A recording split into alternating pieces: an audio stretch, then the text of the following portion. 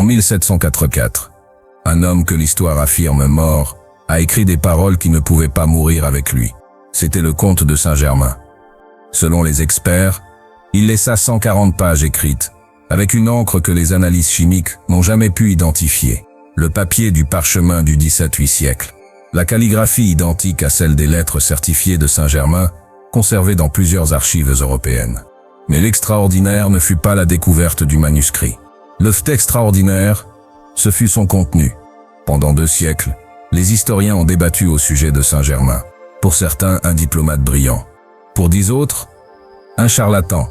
Pour beaucoup, un alchimiste prétendant transmuter les métaux, un homme apparaissant dans les cours européennes sans jamais vieillir, parlant 12 langues à la perfection, affirmant avoir été présent lors d'événements survenus des siècles avant sa naissance, comme s'il y avait réellement assisté.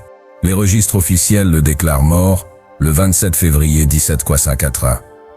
Mais personne n'y a jamais vu de corps. Aucune tombe. Et les témoignages d'apparition ont continué pendant près d'un siècle. Ce manuscrit ne contient pas de prophéties. Il contient des expériences. Des moments intimes que Saint-Germain n'avait jamais partagés publiquement. La nuit à Versailles où il comprit que le temps n'était qu'une illusion. L'expérience, dans son laboratoire de La Haye, qui lui révéla la structure du « je suis ». La rencontre, à Paris, avec un moine tibétain qui confirma ce qu'il avait découvert seul. Il ne s'écrivit pas de théorie. Il écrivit des témoignages.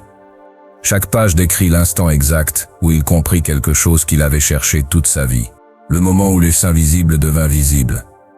Et surtout, il écrivit comment n'importe qui peut atteindre le même état, non pas par lassitude, mais par la reconnaissance.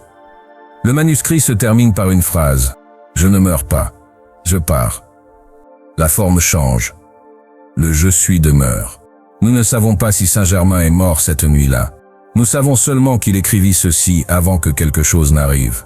Il le scella, le cacha, et 200 ans plus tard, ces mots trouvèrent leur moment exact pour émerger.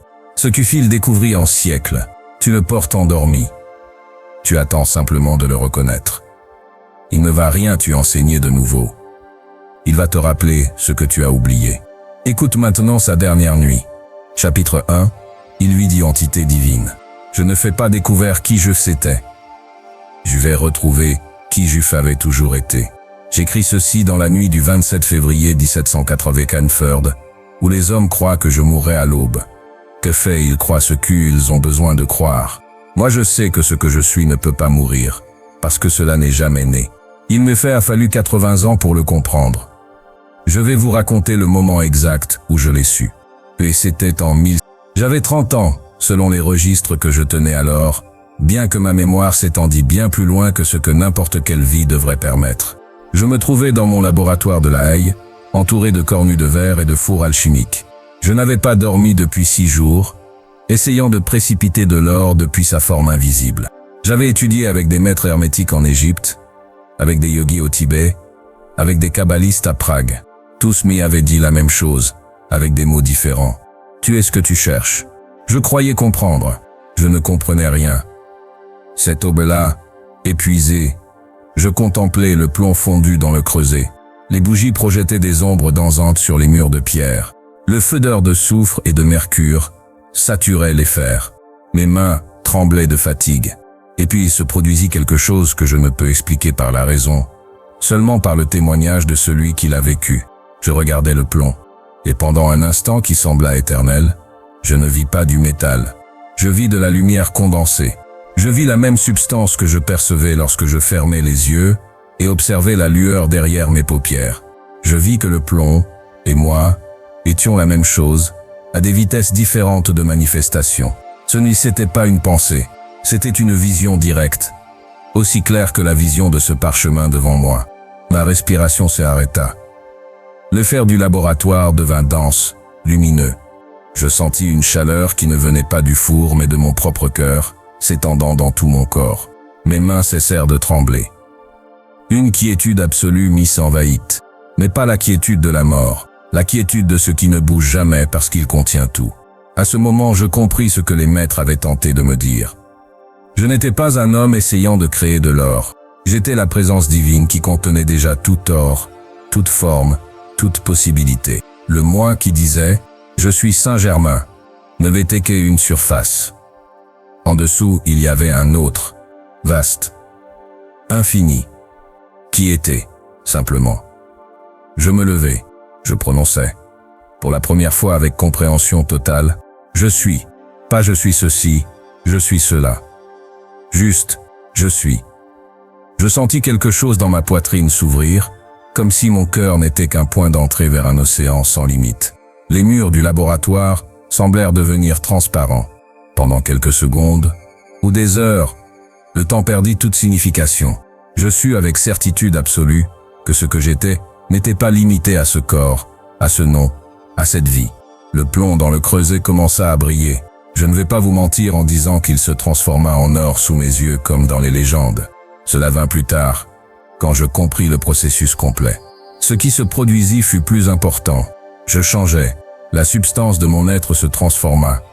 Et je compris que toute alchimie externe n'était que le reflet de l'alchimie interne. À partir de cette nuit, je pratiquais quelque chose de très simple, que je vous transmets maintenant. Chaque matin, avant que le monde me rappelle qui je étais supposé être, le comte, le diplomate, le musicien, je me fis asseoir en silence. Et je murmurai, je suis, sans rien ajouter. Pas je suis riche, ni je suis puissant, ni je suis immortel. Seulement, je suis. Et je restais attentif à cette sensation dans la poitrine, cet espace infini qui s'ouvrait lorsque je prononçais ces mots avec intention. Je fis cela pendant 54 ans, chaque matin, sans exception. Et je vous dis ceci, cette pratique me transforma plus que tous les rituels hermétiques, plus que toutes les initiations dans les temples secrets, plus que tous les élixirs que j'eus fait préparer. Parce que le je suis n'y est pas une affirmation. C'est une reconnaissance. On ne devient pas divin. On se souvient qu'on l'a toujours été, avant que le nom, l'histoire, le corps ne nous fasse l'oublier. Il me fallut 20 ans pour comprendre l'ampleur de ce que j'avais découvert cette nuit-là. 20 ans pendant lesquels je pratiquais chaque matin, pendant lesquels je voyageais de cours en cours, pendant lesquels les hommes me demandaient mes secrets, et je gardais le silence. Car comment expliquer à un roi cherchant de l'Elfior qu'il est déjà l'Ifer? Comment dire à quelqu'un, poursuivant l'Ufi immortalité, que Fin fait jamais mort? Le laboratoire de la haie est froid aujourd'hui. Les fours sont éteints.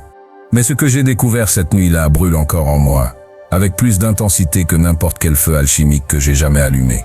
Et ce fut à Versailles, entre les miroirs et les mensonges, que je compris que cette flamme ne transmutait pas seulement les métaux, elle transmutait des mondes entiers. Chapitre 2. La nuit de Versailles. On m'a souvent demandé pourquoi je retournais si souvent à Versailles. Pourquoi je marchais dans ces couloirs comme un fantôme familier. Pourquoi les rois m'écoutaient. Pourquoi les reines me craignaient. Pourquoi les courtisans juraient que je n'avais pas d'âge. La vérité est simple. Ce n'était pas pour la politique. Ce n'était pas pour le pouvoir. Ce n'était pas pour l'essor. J'y allais parce que Versailles était le seul endroit en Europe où l'illusion était si parfaite qu'elle révélait la vérité à celui qui savait regarder. Les miroirs du palais ne reflétaient pas seulement les visages. Ils reflétaient les intentions, les désirs, les peurs, les mensonges, les masques. C'était le meilleur endroit pour observer l'humanité nue. Je me souviens d'une nuit en particulier. Une nuit qui marqua un tournant invisible, mais décisif, dans mon existence. C'était en 1000. Louis Guinness me avait invité discrètement. Je ne fêtais jamais annoncé officiellement. J'apparaissais et disparaissais selon les nécessités, ou plutôt selon les courants invisibles qui guidaient mes pas. Cette nuit-là, un bal masqué remplissait la galerie des glaces. Des centaines de chandelles transformaient l'air en or liquide. La musique résonnait comme si elle venait d'un autre monde.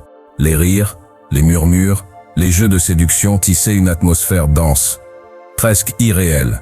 Je marchais lentement, observant. Les couples dansaient sous les lustres immenses, mais la majorité portait des visages figés par des préoccupations que les masques ne suffisaient pas à cacher.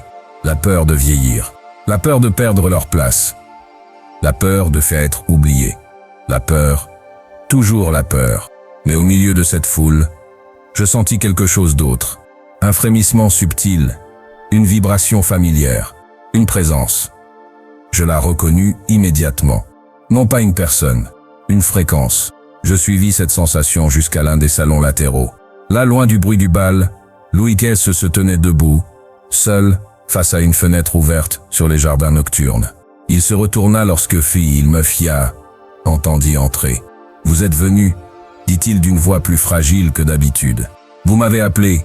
répondis-je simplement.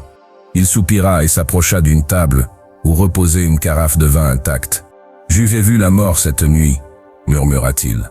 « Pas dans un rêve, pas dans une peur. Je le sais vu comme on voit un homme passer dans un couloir. » Je restai silencieux.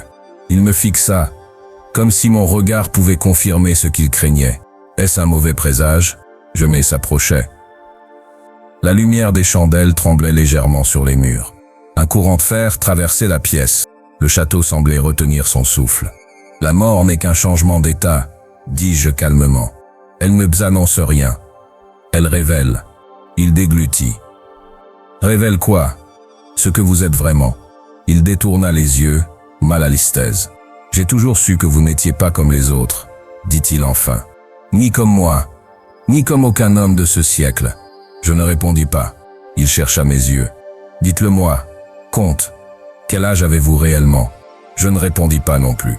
Il comprit que la question elle-même était inutile.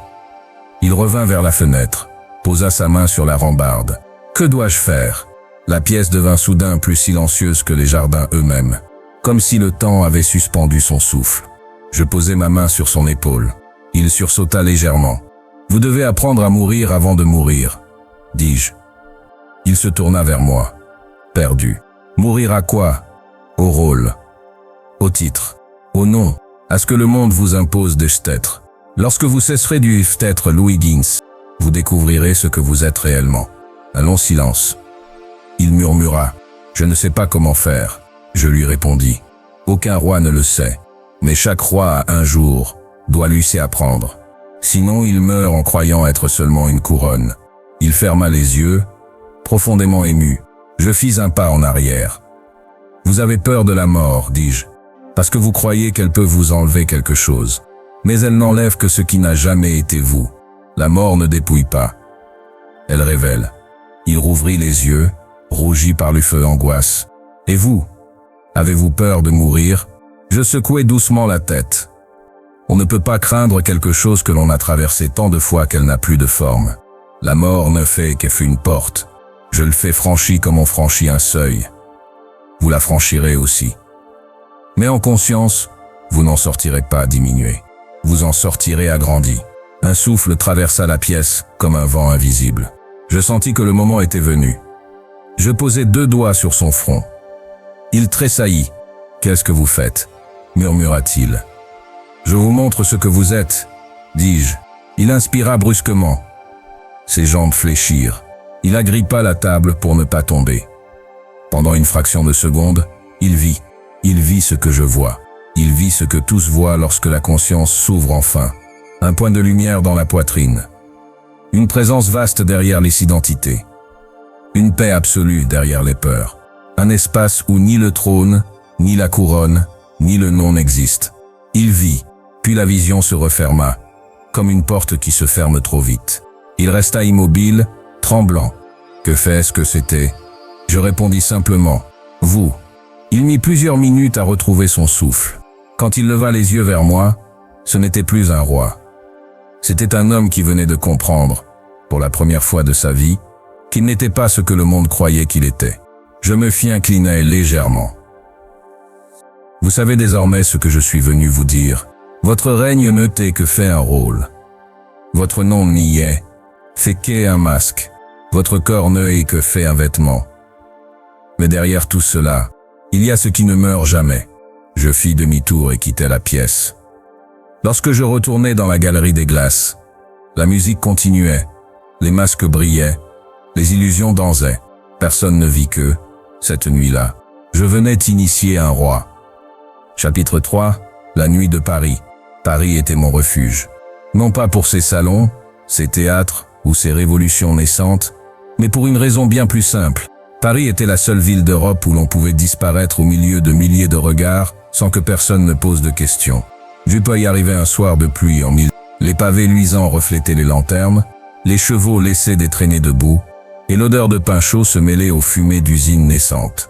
C'était le Paris réel, pas celui des peintres. Je marchais sans but précis, guidé comme toujours par cette sensation intérieure qui ne me trompait jamais. Je savais que quelque chose m'y attendait. Je ne savais pas quoi. Je traversais le pont Neuf, la Seine noire et lourde sous mes pieds. Puis je m'engageais dans un dédale de rues étroites, près de Saint-Germain-des-Prés. L'air était froid, mais une chaleur subtile vibrait autour de moi, comme un appel. Je suivis cette vibration jusqu'à une petite ruelle où l'on entendait à peine le bruissement de la ville. C'est là que je le vis. Un homme assis sur les marches d'une porte, enveloppé dans une robe brune, un moine. Ses mains étaient posées sur ses genoux. Ses yeux étaient fermés. Il semblait prier, mais il ne priait pas. Il émanait de lui une présence que je ne ressentais que chez quelques êtres rares dans le monde. Il ouvrit les yeux avant même que je n'ai eu le temps d'avancer. Il savait que Jusset arrivait. « Vous êtes en retard », dit-il calmement, dans un français à l'accent lointain. Je ne parlais à personne de ma présence à Paris. Personne ne savait que je devais être à cet endroit précis. Et pourtant, il m'y attendait. « Qui êtes-vous » lui demandai-je. Il se leva lentement. Il était beaucoup plus grand que je ne l'avais imaginé. Son visage était marqué par les années, mais ses yeux avaient la clarté de ceux qui ne vieillissent plus. « Je viens du Tibet », dit-il. « On me fit envoyer ici pour vous rencontrer. » Je restais silencieux. « Vous portez en vous quelque chose que vous ne comprenez pas encore, » poursuivit-il. « Vous avez vu des éclairs de vérité, mais vous n'y avez pas vu la source. » Il fit un pas vers moi. « Ce que vous appelez « je suis », vous ne faites que l'effleurer. Vous en percevez la lumière, mais pas la nature. Je sentis une tension étrange dans l'air, comme si la ruelle elle-même retenait son souffle. Je n'avais jamais rencontré quelqu'un qui parlait ainsi de cette présence intérieure que je pratiquais depuis des années. « Que savez-vous exactement » demandai-je. Il ne répondit pas. Il posa simplement sa main sur ma poitrine. Je fus immédiatement projeté hors de mon corps.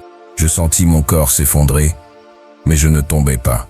Je flottais au-dessus de la ruelle, au-dessus des murs, au-dessus de Paris. Je vis la ville de fin haut.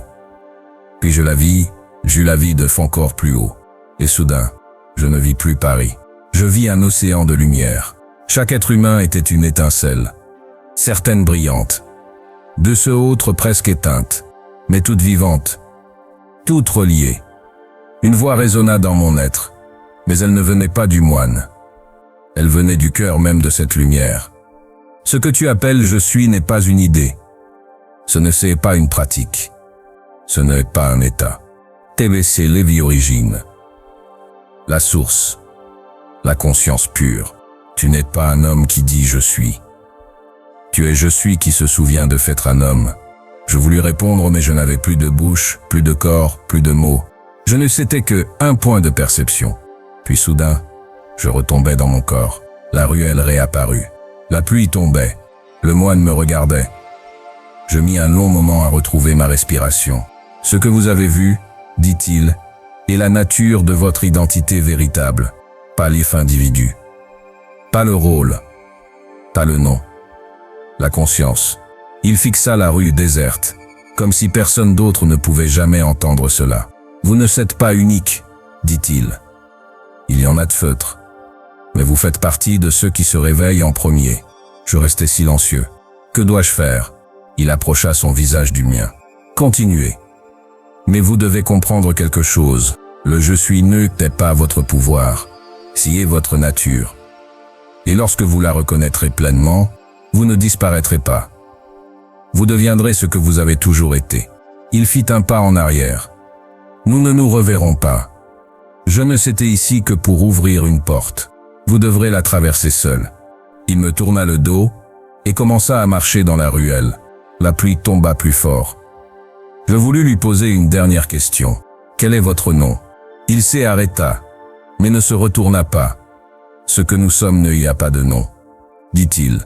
« Mais si vous en avez besoin de vue un, appelez-moi celui qui se souvient. » Il disparut dans la pluie. Je restai seul, tremblant, le cœur ouvert comme jamais auparavant. Cette nuit-là, j'appris que je n'étais pas le premier, et que je ne s'étais pas seul. Chapitre 4. La porte de la lumière. Je quittais Paris quelques semaines après ma rencontre avec le moine tibétain. Je n'avais parlé à personne de ce qui s'était passé. Comment le saurais-je pu? Aucun être humain n'aurait cru ce que j'avais vu. Et surtout, je ne voulais pas que l'on réduise cette expérience à une vision mystique ou à un délire. Je ne délirais pas. Je ne avais jamais été aussi lucide. Pendant plusieurs mois, je traversais l'Europe sans but précis, comme si mes pas obéissaient à un ordre silencieux dont je ne comprenais pas encore l'origine. J'allais de ville en ville, mais aucune ne parvenait à retenir mon attention. J'avais vu quelque chose que le monde matériel ne pouvait plus satisfaire. Je voulais retrouver cette lumière. Je voulais franchir la porte. Je voulais comprendre. Ce fut à Prague, dans une bibliothèque cachée sous un ancien monastère, que je trouvai la première indication. Un manuscrit sans titre, en un mélange d'hébreu, de latin et de tibétain, mentionnait un rituel pratiqué par certains ermites de l'Himalaya. Un rituel de silence. Un rituel de présence. Un rituel qui ne servait pas à invoquer, mais à retirer ce qui empêche de voir. Ce texte parlait d'une porte de lumière que l'on ne pouvait franchir qu'en se dépouillant de toute identité mentale. Ce que je cherchais. Je passais 3 jours enfermé dans cette bibliothèque à copier les instructions, ligne par ligne. La dernière phrase du manuscrit disait « Celui qui entre ne fait en sort pas comme homme. Celui qui sort ne est plus un homme. » Je savais ce que cela signifiait. Ou du moins je commençais à le deviner. Je quittais Prague avant l'aube, sans prévenir personne. Je partis vers l'UISS. Mes pas me conduisirent à Vienne, puis en Hongrie, puis à travers des plaines immenses où les nuits semblaient plus grandes que le ciel lui-même. Je dormais peu. Je mangeais peu. Je me contentais de suivre cette sensation familière qui m'avait toujours guidé. Un soir d'hiver, alors que la neige couvrait entièrement un petit village près de Cluj, je décidai de m'arrêter. Je louai une chambre simple, allumai une chandelle et installai au sol 3 objets. Un bol d'Ivo, un morceau de sel et un miroir d'effargent. Ces 3 éléments étaient mentionnés dans le manuscrit. Le rituel commençait ainsi. Assieds-toi face à toi-même. Non pas pour te regarder, mais pour te voir. Je restais immobile. Le silence de la pièce était si profond que je pouvais entendre ma propre respiration résonner contre la pierre. Je fixai mon reflet. D'abord, je ne vis qu'un visage fatigué par les voyages. Puis, au bout d'un long moment, quelque chose changea. Mon reflet se mit à trembler légèrement. Pas comme une illusion. Comme si ce que je voyais n'était plus une image, mais une membrane. Une frontière. Puis, lentement, mon visage sembla glisser, se décaler, comme si quelqu'un d'autre regardait à travers moi. Je sentis une chaleur monter dans ma poitrine. Mes mains devinrent lourdes. Le bol de feu vibra légèrement. Je fetendis une phrase. Pas avec mes oreilles, avec une autre partie de moi, plus profonde. Ce que tu es n'y est pas dans le miroir. Le reflet disparut. Je vis de la lumière à la place de mon visage. Une lumière douce, stable, vivante. Le miroir ne reflétait plus une forme. Il reflétait une présence. Je prononçais, presque involontairement, « Je suis ». La pièce devint immense. Les murs semblèrent s'éloigner. Le plafond se dissoudre. Je ne sentais plus mon corps. Je ne sentais plus la chaise sur laquelle j'étais assis. Rien ne bougeait. Pourtant tout vibrait. Je ne voyais pas la lumière. Je étais la lumière. Je ne pensais pas à la conscience. Je fêtais la conscience. Je ne percevais pas le silence. Je fêtais le silence.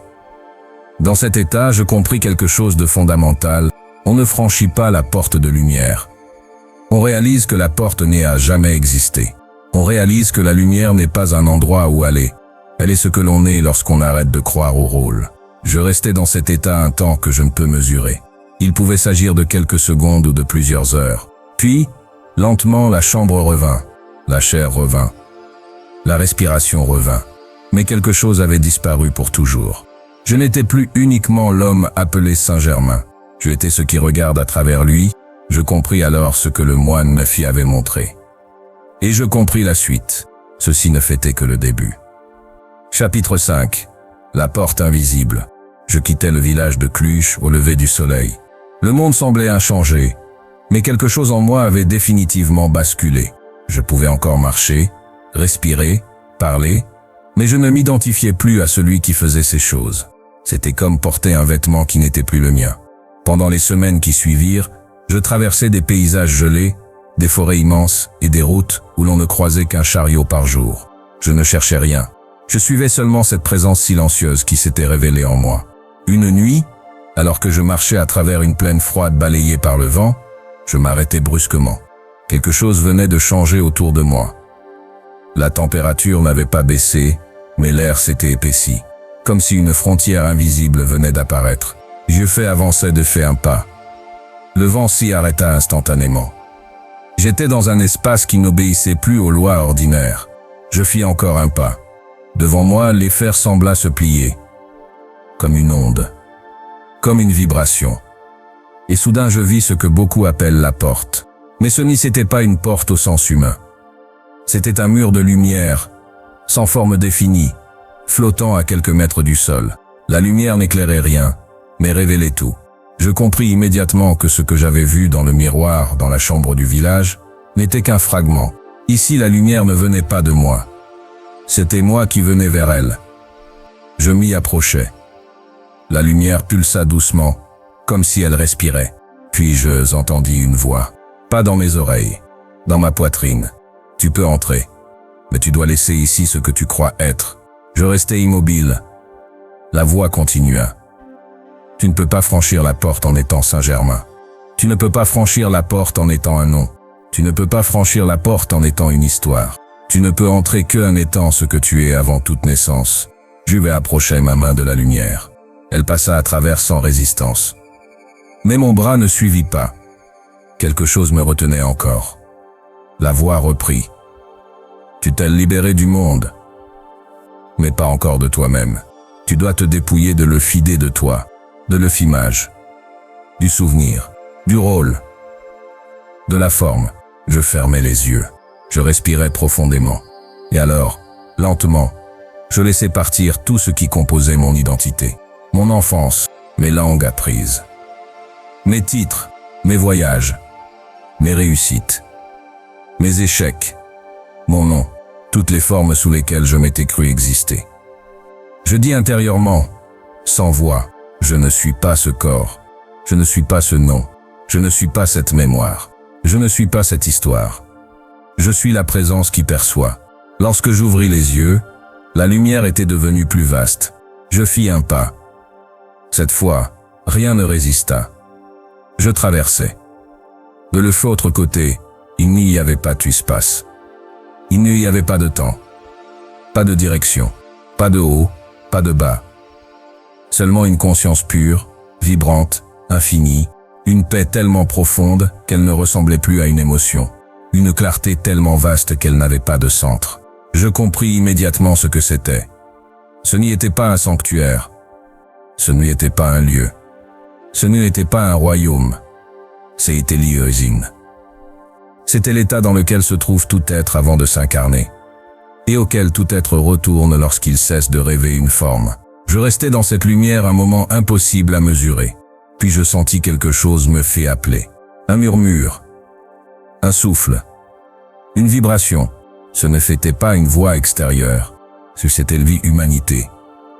Ce monde dense, imparfait, bruyant, blessé, mais splendide, avait besoin de quelque chose. Il avait besoin d'hisser un pont. Il avait besoin que quelqu'un revienne avec cette conscience et l'ancre dans la matière. Je compris alors pourquoi j'avais été guidé jusqu'ici. Je ne devais pas rester dans cette lumière. Pas encore. Je devais revenir. Je devais porter l'origine en moi dans le monde des formes. Je devais vivre en tant qu'homme tout en étant plus limité par l'homme. Je devais maintenir la conscience ouverte, au-delà du voile. Je prononçais intérieurement, « Je suis ». La lumière vibra. Et je revins. La plaine froide réapparut. Le vent recommença à souffler. La nuit reprit sa place. Mais moi je ne s'étais plus le même. Je ne s'étais plus un chercheur. J'eus été ce qui est trouvé. Je compris alors que l'immortalité n'était pas un don, ni un élixir, ni un secret alchimique. Elle était la conséquence naturelle de celui qui reconnaît ce qu'il est. Et je savais que ma vie allait changer à jamais. Chapitre 6. Le silence dans les montagnes. Je marchais depuis 3 jours dans les montagnes, guidé seulement par l'instinct qui m'avait accompagné toute ma vie. Le vent froid frappait mon visage. Les rochers glissaient sous mes pas. Et la neige couvrait tout d'un manteau blanc presque aveuglant. Il n'y avait aucun sentier. Aucun refuge, aucune trace humaine, seulement le bruit du vent et le silence immense des sommets. Je ne savais pas exactement où j'y allais. Je savais seulement que je devais poursuivre. Quelque chose me fit appeler. Une présence. Un murmure intérieur. Un fil invisible tirant ma conscience vers un endroit précis que je n'avais encore jamais vu. Lorsque j'atteignis enfin un plateau rocheux, le ciel était d'un gris uniforme. Une tempête approchait. Mais le silence du lieu était trop inhabituel pour que je poursuive sans m'arrêter. C'était alors que je le vis. Une petite construction de pierre, à moitié dissimulée par la neige, se dressait au bord du plateau. Pas une maison, pas un temple. Une simple cellule. Une porte de bois. Un toit de pierre plate. Rien d'extraordinaire pour un regard humain, mais pourtant, l'air autour vibrait. Je me fais approcher. La porte était entrebâillée. À l'intérieur, un seul homme était assis, les jambes croisées, face à un mur. Il portait une robe sombre, simple. Sa respiration était si légère qu'on aurait cru qu'il ne respirait pas. Je savais immédiatement qu'il n'était pas un homme ordinaire. Sans tourner la tête, il parla. Entre. Sa voix était calme, mais elle résonna en moi comme si elle venait de partout à la fois. Je franchis le seuil et refermai la porte derrière moi. La tempête commençait à souffler dehors. À l'intérieur, cependant, il faisait étrangement chaud. « Vous m'attendiez, dis-je. » Il répondit. « Tu es venu quand tu étais prêt, pas avant. » Je restai debout, ignorant ce que je devais faire. « Asseyez-vous, dit-il. » Je m'y assis en silence. Il ne se retourna pas. Il parlait sans bouger. « Ce que tu as vu jusqu'ici n'était que l'ombre de toi-même. » Le fiéclata fut une vérité qui ne fiait pas encore complète. Je ne dis rien. Tu t'es approché de la lumière, mais tu n'as pas encore vu ce qu'elle révèle. Tu t'es approché du je suis, mais tu ne l'as pas encore reconnu. Tu t'es approché de la source, mais tu te tiens encore au bord. Je sentis mon cœur battre plus fort. Vous savez qui je suis, murmurai-je. Il répondit immédiatement. Je sais ce que tu es, et ce que tu es ne peut être nommé. Il marqua une pause. Ce que tu appelles Saint-Germain n'est qu'un vêtement. Ton corps n'est, et qui fait un vêtement. Ton histoire ne est que fait un vêtement. Ton identité n'y est que fait un vêtement. Toi, tu es ce qui demeure quand tous les vêtements sont retirés. Je sentis un frisson parcourir ma colonne vertébrale. Pourquoi m'y avez-vous appelé ici? Il dit, parce que tu dois franchir ce que tu crains encore. La porte derrière laquelle tu arrêtes chaque fois que tu approches la vérité. Le vent frappa les murs de la cellule. Le bruit résonna comme un tonnerre étouffé. Tu cherches la lumière. Tu cherches la conscience. Tu cherches le immortalité. Mais tu ne peux pas les trouver tant que tu cherches comme un homme. Il inspira doucement. Regarde. Il leva sa main. Je ne vis pas sa main. Je vis la pièce disparaître. Je vis la montagne disparaître. Je vis mon corps disparaître. Je me retrouvais suspendu dans un espace sans forme, sans couleur, sans temps. Un espace où rien n'existait, et pourtant tout était là. Une voix parla, la sienne, mais pas avec des mots. Ceci est ce que tu es lorsque tu ne joues aucun rôle. Je voulus répondre, mais je n'avais plus de bouche. Je voulus respirer, mais je n'avais plus de respiration. Je voulus penser, mais il n'y avait plus de pensée. Il ne restait que la présence. Une présence pure, sans nom, sans histoire, sans passé, sans futur. Puis, petit à petit, la forme revint. La cellule réapparut. Le sol sous moi. Le vent dehors. Mon corps. Je respirais brusquement, comme si je revenais de très loin. Le maître enfin se retourna. Ses yeux nus n'étaient pas humains. Ils étaient vastes, calmes, anciens. Maintenant tu comprends, dit-il. Je restais sans voix. Il poursuivit. Ce que tu as vécu n'est pas une vision. Ce n'est pas un rêve. Ce ne fait pas un voyage. C'est toi, sans tout ce que tu crois être toi. Et c'est cela que tu devras porter dans le monde. Il ferma à nouveau les yeux. Retourne dans la vallée. Le monde t'attend. Mais cette fois, tu n'y retourneras pas en tant qu'homme. Tu y retourneras en tant que conscience. Et tout changera. Parce que toi tu as changé. Je restais un long moment sans bouger. Lorsque je sortis de la cellule, la tempête s'était arrêtée. Le ciel était clair. La neige étincelait comme si elle brûlait de l'intérieur. Je compris alors que j'avais franchi une frontière invisible, et que fini avait plus de retour possible. Chapitre 7. Le Verbe créateur. Les mots ne décrivent pas le monde. Ils le créent. Et lorsqu'ils sont prononcés depuis le « je suis », ils deviennent loi. Venise, 1745. J'y avais déjà maîtrisé la précipitation. Je connaissais la flamme violette. J'y avais vu ma présence. Mais je ne comprenais pas encore le véhicule le plus puissant de la manifestation, la parole prononcée avec autorité divine. J'avais accepté l'invitation d'un marchand vénitien, Marco Bellini, qui voulait que je démontre la transmutation devant la noblesse. C'était lors d'un dîner dans son palazzo, au bord du Grand Canal. 20 invités sceptiques attendaient d'être divertis par le soi-disant magicien français. L'épreuve était simple, transmuter du plomb en or sous leurs yeux. Marco posa une barre de plomb sur la table de marbre, sous les chandeliers dont les flammes projetaient des ombres dansantes sur les fresques de la Renaissance. « Procédez, comte », dit-il avec un sourire provocateur.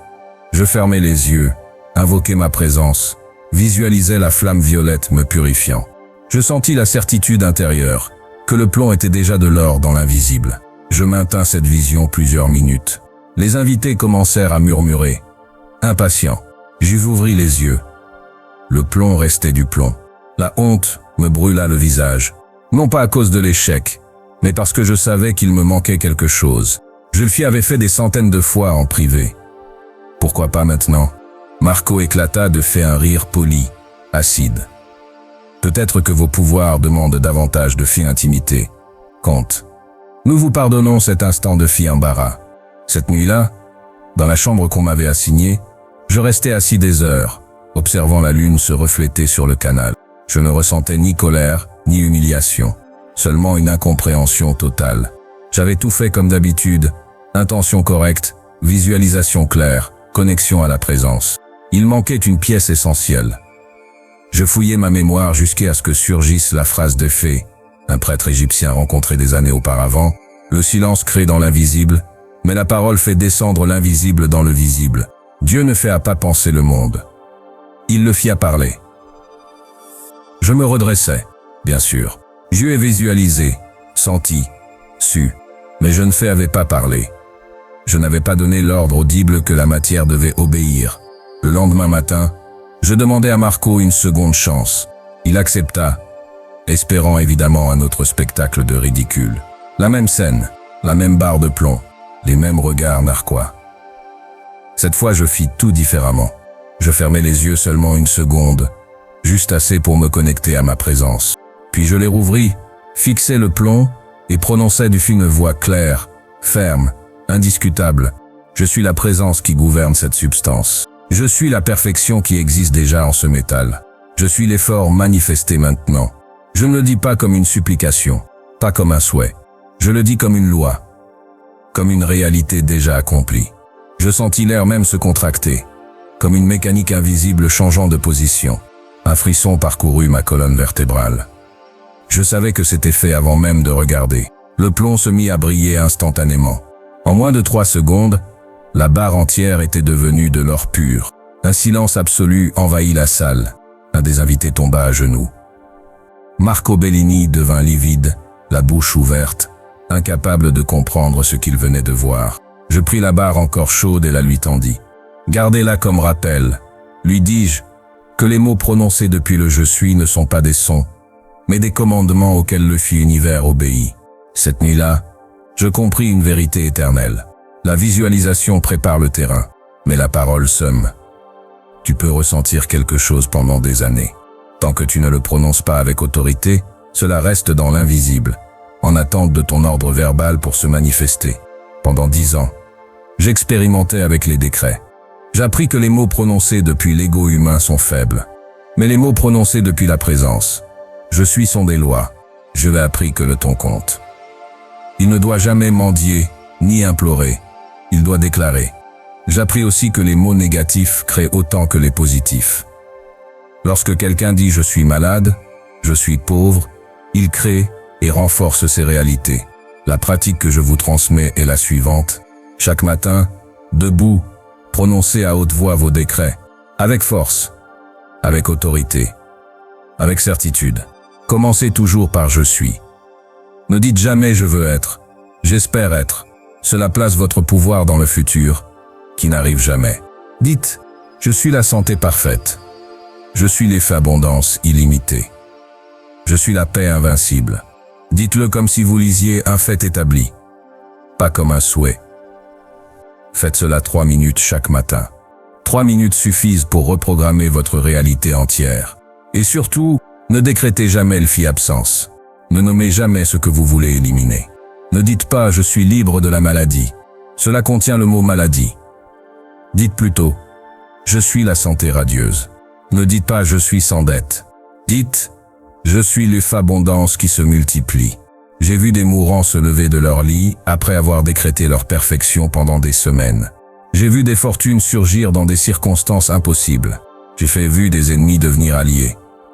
J'ai vu des portes se rouvrir alors que tout semblait perdu. Pas parce que j'avais un quelconque pouvoir personnel. Parce que lorsque le je suis parle, l'univers écoute. La barre d'or que Marco conserva jusqu'à sa mort devint, pour lui, la preuve que les mots sont plus réels que la matière. Son palais brûla en 1000. Toutes ses richesses furent détruites. Mais on retrouva la barre d'or intacte parmi les décombres. Car son fils savait ce qu'elle représentait. Ce n'était pas de l'Uphior. C'était un rappel. Le rappel que Dieu parle à travers la parole humaine, lorsque cette parole commence par « Je suis ». Chapitre 8. La flamme violette. La première fois que j'ai vu la flamme violette, j'ai cru perdre la raison. Je travaillais alors dans un laboratoire secret à Vienne, sous l'invitation d'un cercle d'érudits qui étudiaient l'alchimie non pas comme un art matériel, mais comme une science spirituelle. Ils m'avaient donné accès à d'anciens manuscrits persans, tibétains et égyptiens. Ils me demandaient de les aider à comprendre certaines pratiques décrites dans leurs pages. Parmi ces textes, un fragment évoquait une flamme qui consume sans brûler, une lumière capable de purifier l'énergie humaine comme un feu purifie le métal. On la nommait la flamme violette. On disait qu'elle existait depuis toujours, mais qu'elle n'était visible qu'à ceux qui avaient reconnu la présence en eux. Le texte affirmait « Celui qui commande la flamme violette commande la transformation elle-même ».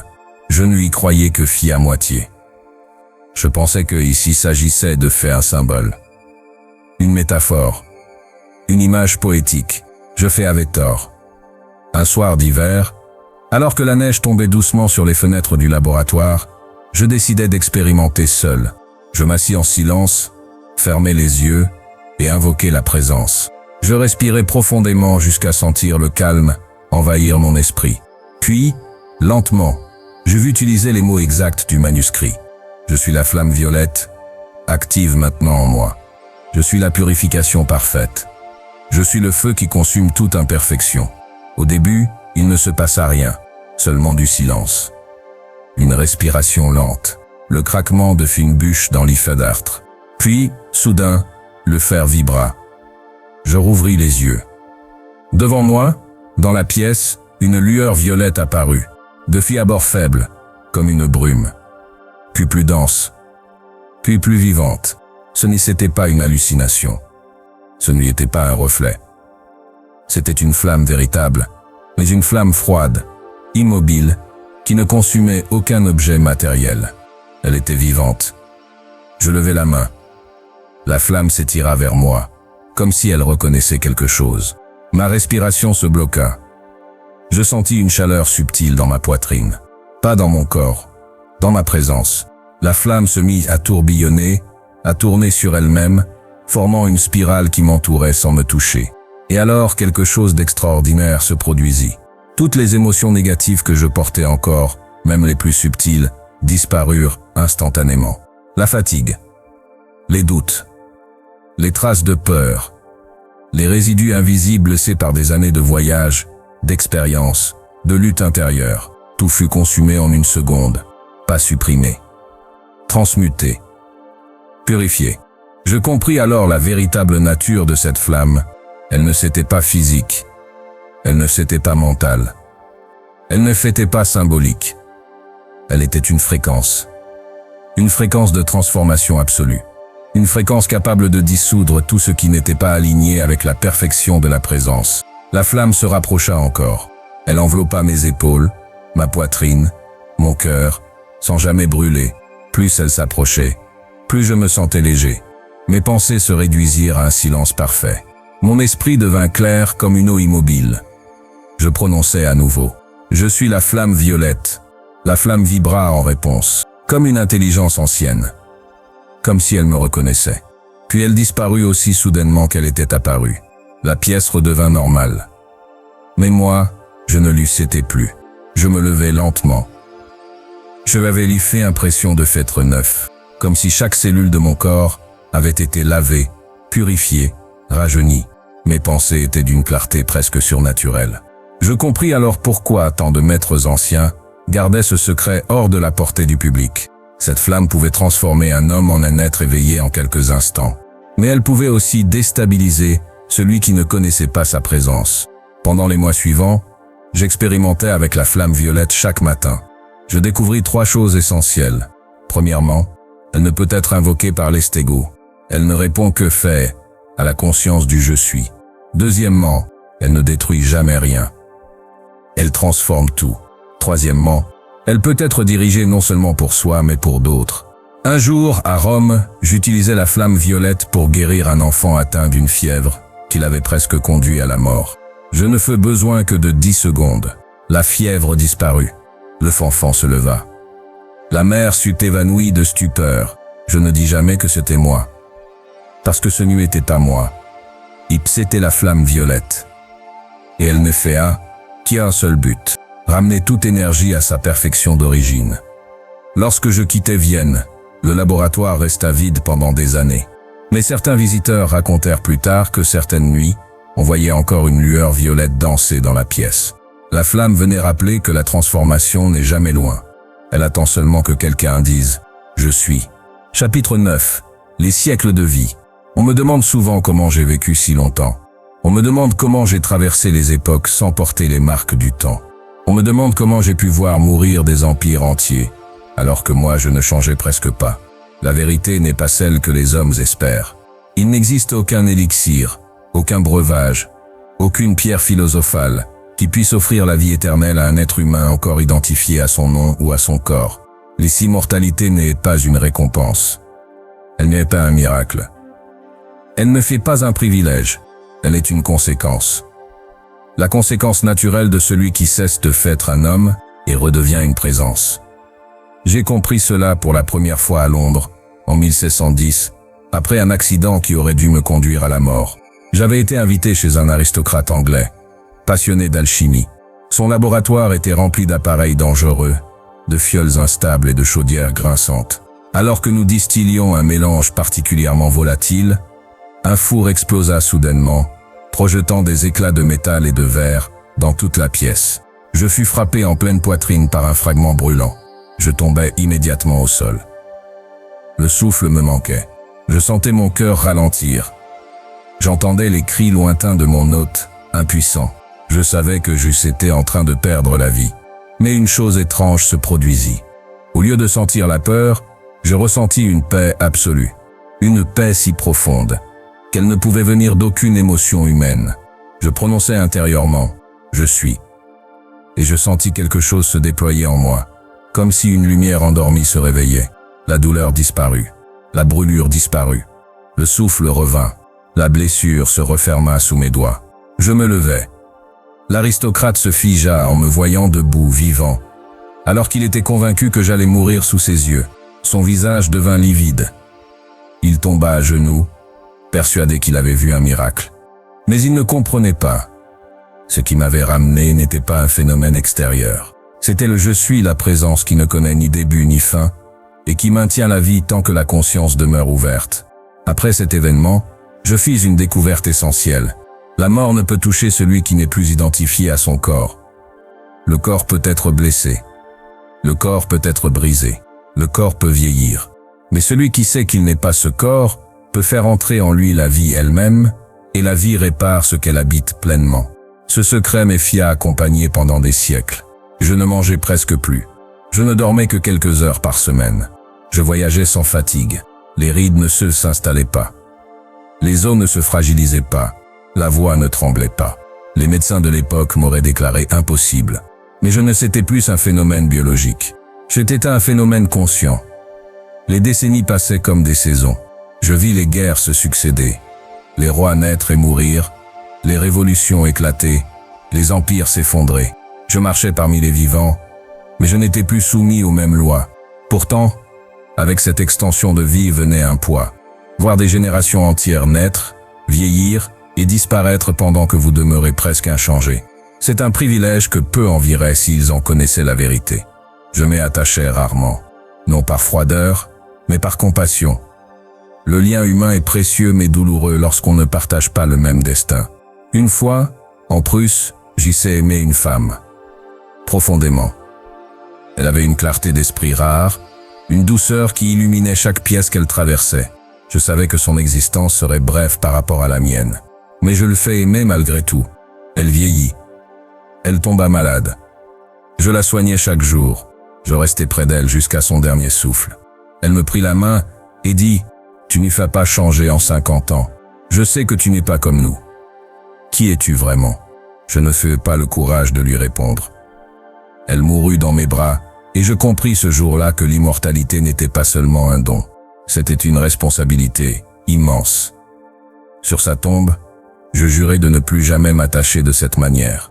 Non par refus de l'amour, mais pour ne pas infliger à d'autres la douleur de comprendre trop tard que je ne vieillirais pas avec eux. Pendant des années, j'évitais les relations profondes. Je marchais seul, comme une ombre. Mais le monde me rappelait toujours. Des gens me cherchaient. Des rois, des savants, des chercheurs. Certains voulaient apprendre. Des autres voulaient contrôler. Beaucoup avaient peur. Je me faisais discret. J'y apparaissais où on ne m'y attendait pas. Je disparaissais avant qu'on puisse m'enfermer dans une histoire. Ceux qui comprenaient voyaient un instructeur.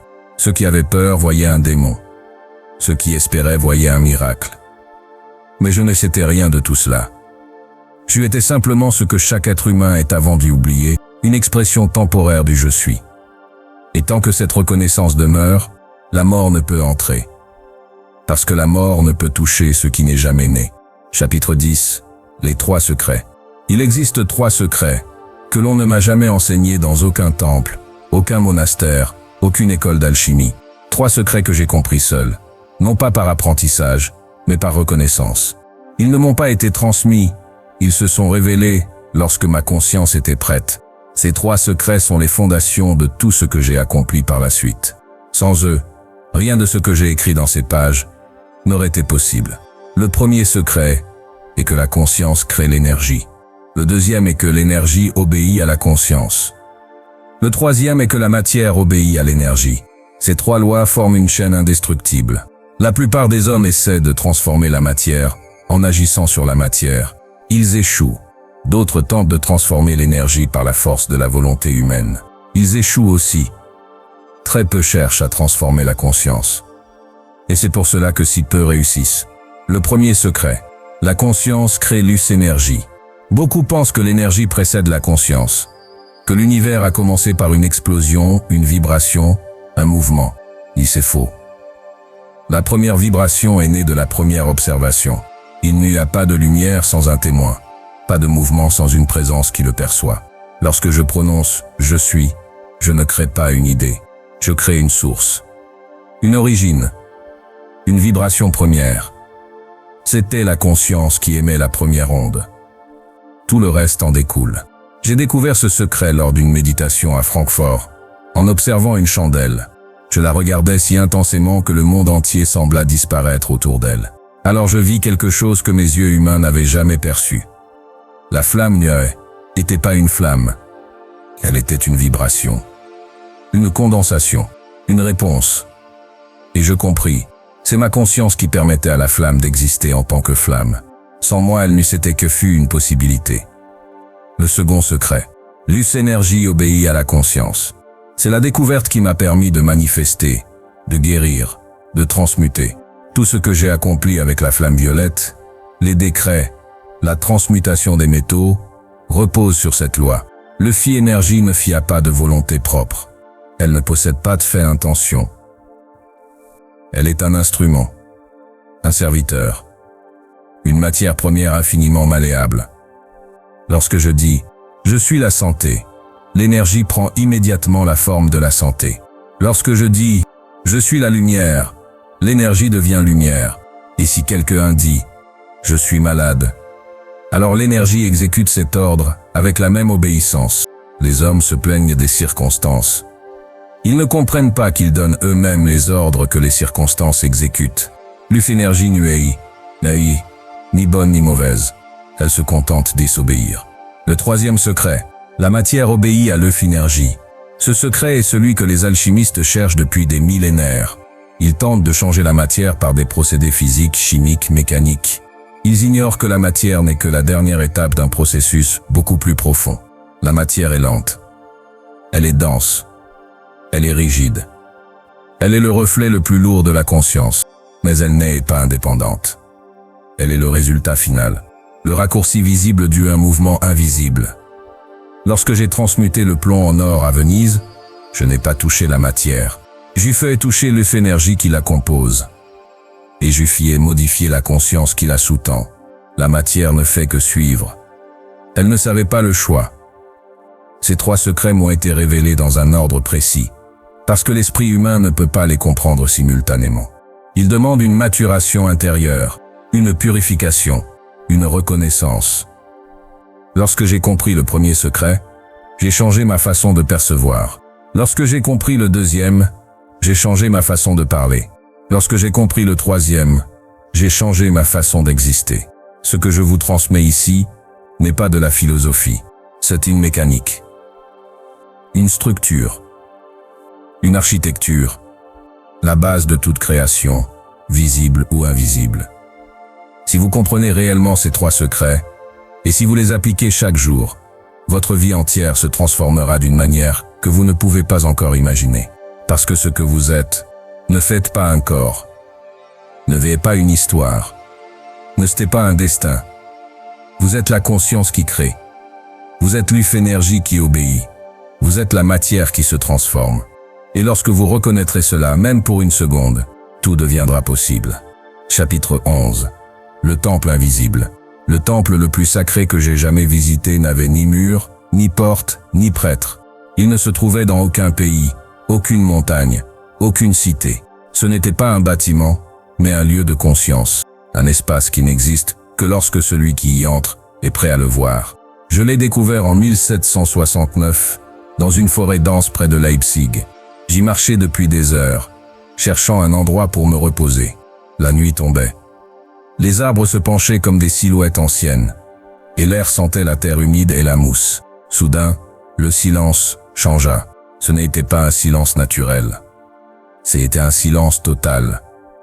Un silence qui ne venait pas de l'absence de son, mais d'une présence si vaste que tout bruit semblait s'y dissoudre. Je compris que je m'approchais de quelque chose de rare. J'ai avancé encore quelques pas. Devant moi, la forêt se transforma. Les arbres semblaient s'y écarter de eux-mêmes. Les fers devint plus clairs. La lumière changea d'une manière imperceptible mais profonde. Il me y avait plus de direction, plus de distance, plus de localisation. Je savais que j'étais entré dans un lieu qui n'appartenait pas à ce monde. Et pourtant, rien ne semblait extraordinaire. Pas de colonne d'éphéore, pas de marbre, pas de statue, seulement une clairière simple, silencieuse, vide.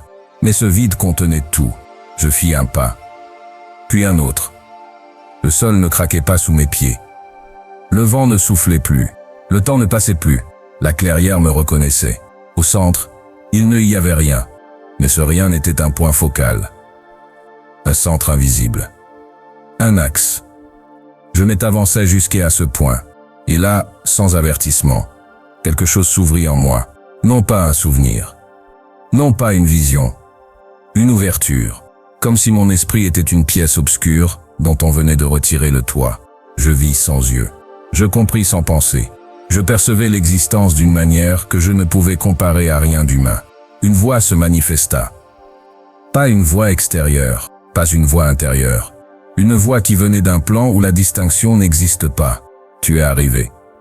Je ne répondis pas. Je ne pouvais pas répondre. Ce lieu n'existe pas pour les hommes, continua la voix. Il n'existe que pour ceux qui ont reconnu la présence. Il n'est ni un temple, ni un sanctuaire, ni un refuge. Il est la mémoire de ce que tu es. La clairière vibra légèrement, comme si l'air respirait. Tu n'es pas venu ici pour apprendre, dit la voix. Tu es venu pour te souvenir. Je sentis quelque chose se détacher en moi, comme une peau ancienne. comme une couche de d'identité qui tombait enfin. La voix poursuivit. Le monde que tu connaîtras bientôt va changer. Les royaumes tomberont. Les structures s'effondreront. Les hommes chercheront des réponses dans la guerre, dans la science, dans les livres, dans les religions. Mais ils ne trouveront rien, parce que ce qu'ils cherchent ne vient pas de l'extérieur. Ils cherchent ce que tu es. Je restais immobile. Tu n'es pas ici pour sauver les humanités.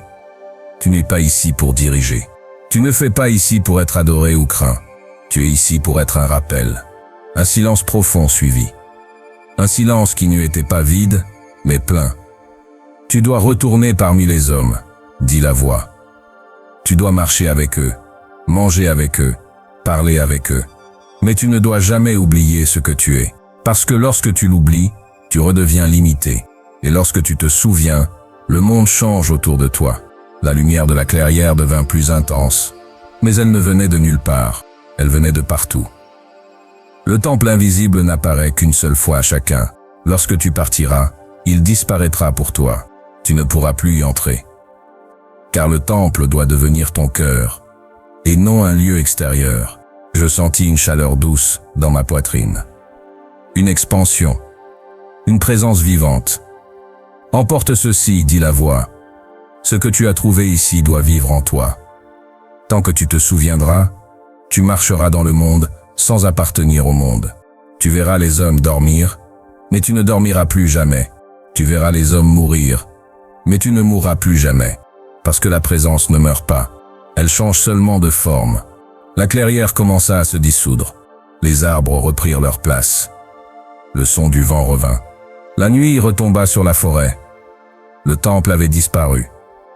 Mais il ne s'était pas parti. Il était devenu moi. Chapitre 12, la dernière nuit. Je sens que cette vie approche de sa fin apparente. Les hommes croient que je vais mourir ce soir.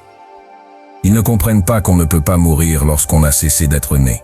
Je suis assis à mon bureau, une chandelle brûlant lentement, et la lueur danse sur ces dernières pages. J'écris non pour laisser un héritage, car aucun héritage n'est nécessaire. Je fis écrit pour achever un cycle. Cette nuit, je quitte ce monde. Mais je ne pars pas comme ils le pensent. Mon corps est fatigué. Ma voix est faible. Les médecins murmurent dans les couloirs. Ils parlent de fièvre, d'épuisement, de déclin. Ils n'ont aucune idée que ce corps n'est qu'un manteau que j'ai porté assez longtemps. Je me suis souvenu. J'eus fait reconnu. J'eus compris. Et lorsque la reconnaissance est totale, la forme n'a plus de raison de demeurer. Les siècles me font enseigner beaucoup. J'ai vu des rois naître et mourir.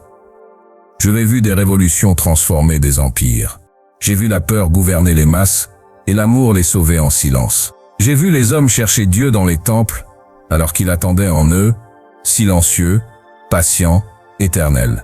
Ce soir, je sens une paix que je n'ai jamais ressentie auparavant. Une paix si vaste qu'elle pourrait engloutir le monde entier sans effort. Je ferme les yeux un instant. Je sens la présence. Elle ne est pas autour de moi. Elle n'y est pas au-dessus de moi. Elle ne sait pas en moi. Elle est moi. Je suis, tout est là. Le souffle devient léger. Le silence se fait plus profond. La conscience s'expande au-delà de ce corps, au-delà de cette pièce, au-delà de ce temps. Je ne fais pas peur. La peur appartient à ceux qui croient être un corps. Moi je sais ce que je suis. Je sens le moment approcher.